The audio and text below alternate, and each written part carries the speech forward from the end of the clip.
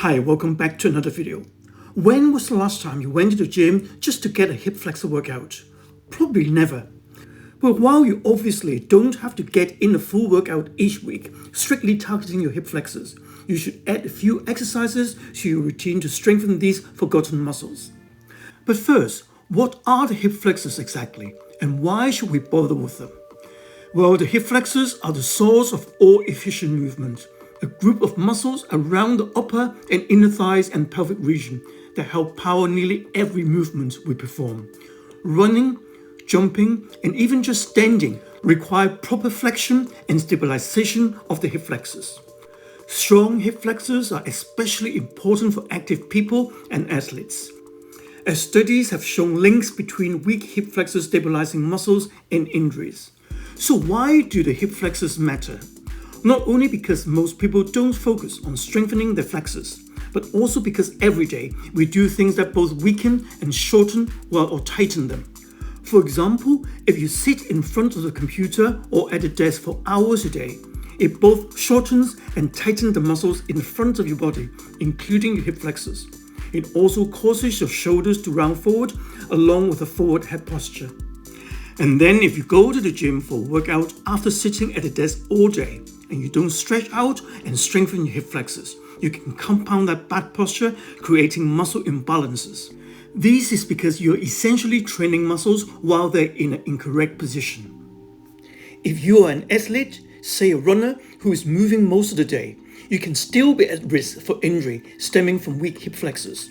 This is because by not doing exercises that strengthen the stabilizer muscles in the hip that keep the pelvis in line, they set themselves up for improper positioning of the hips. These can then lead to hip and knee injuries by promoting incorrect foot placement while running. That's because the deep muscles of the hip, including the piriformis and the quadratus femoris, play a critical role in hip stabilization. So in short, strengthening the hip flexors will help avoid impact injuries in the lower body by promoting correct foot placement. After all, the last thing you want to do is run a marathon with improper form. So watch till the end of this video and I will demonstrate to you the best strengthening and stretching exercises for your hip flexors. Remember, strengthening those muscles can also improve range of motion, which is also crucial to avoid injuries. But before we dive into all this, please do me a small favor by hitting the like button, subscribe, and sharing your thoughts or feedback in the comments below. But before I start, I just need to make you aware that these exercises are not going to be suitable for everyone. Do get checked out before you give them a try, and if they cause you any pain, just avoid them. First exercise, ball pikes. While traditionally an abdominal exercise, ball pikes also require a lot of hip strength in order to maintain balance and pull your hips into a pike position. So begin in a high plank position, hands beneath your shoulders. Place the tops of both feet and shins on your exercise ball. Raise your hips towards the sky until just the very tip of your toes are touching the ball. Slowly lower and return to the start position. And repeat for 10 to 15 repetitions. Be sure to keep your abs engaged throughout the entire exercise.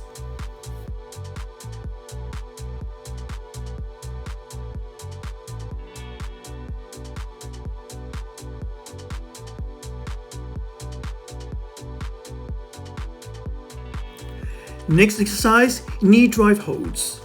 This exercise engages the hip flexors in order to drive the knee to the chest, making them an excellent hip flexor strengthener.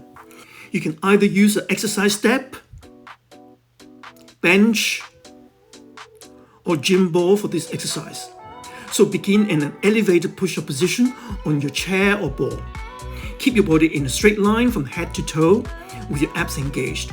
Drive one knee in towards your chest. Hold your knee in place for about 2 to 3 seconds. Return to your push-up position and repeat using the other leg. And repeat for 10 to 12 reps.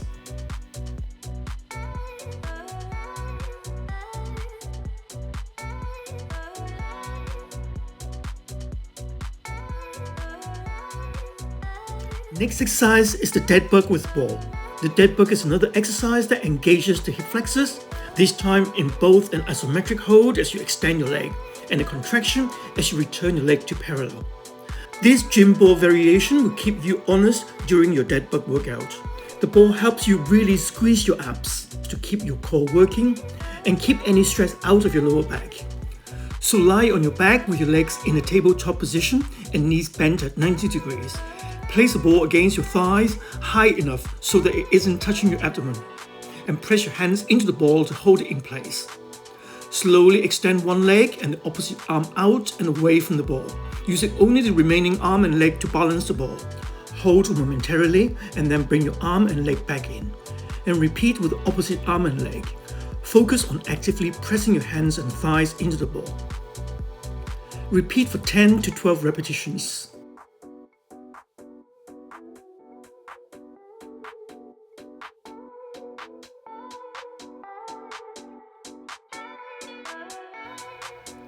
Next, kettlebell one-leg deadlift.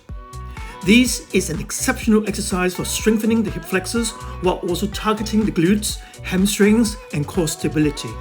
This move not only enhances balance and coordination, but also encourages proper hip hinge mechanics, making it an essential addition to any fitness routine.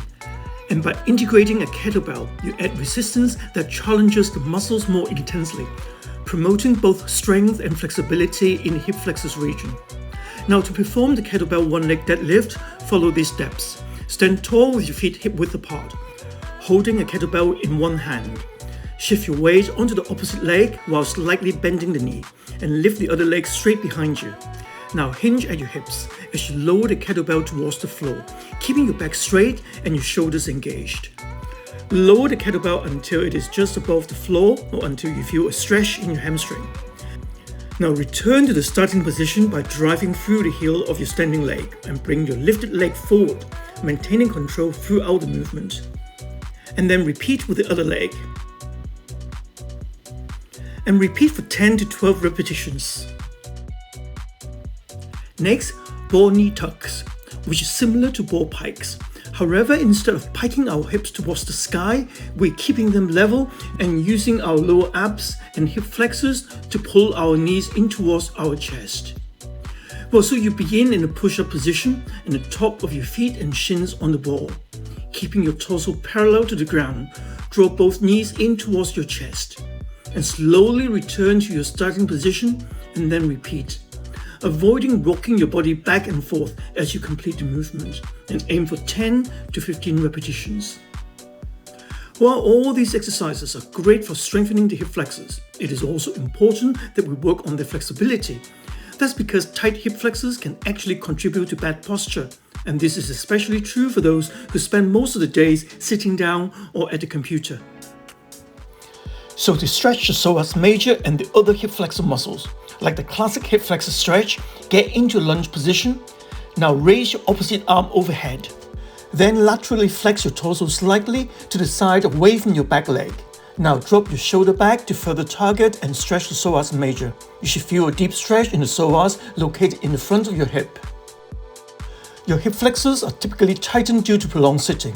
This is problematic as the psoas attaches to the lumbar spine, and if this is short and tight, it can pull your pelvis into anterior pelvic tilt, increasing the compressive force on your lower back.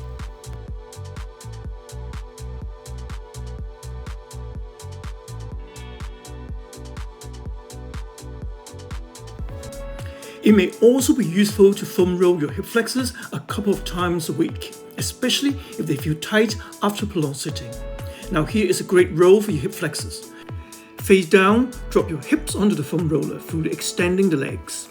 Lean to the side you want to work on using the toes of your opposite leg for balance, and repeat on the other side. So with these exercises to strengthen the hip flexors, you will be standing and running tall and strong in no time. But remember, consistency is the key. It takes time to overcome chronic tightness from hours of sitting. Until next week, take care. Thank you for watching until the end. If you like this video, please click the like button. Please leave your comments below and share this video. Hit the notification bell so you won't miss any of my future weekly video release. Please also subscribe to this channel. This is free of charge but will help the channel to grow. If you're interested in improving your health and fitness or losing weight, if you suffer from or wish to prevent back pain, please take a look at my book, which is now available from Amazon worldwide. Thank you.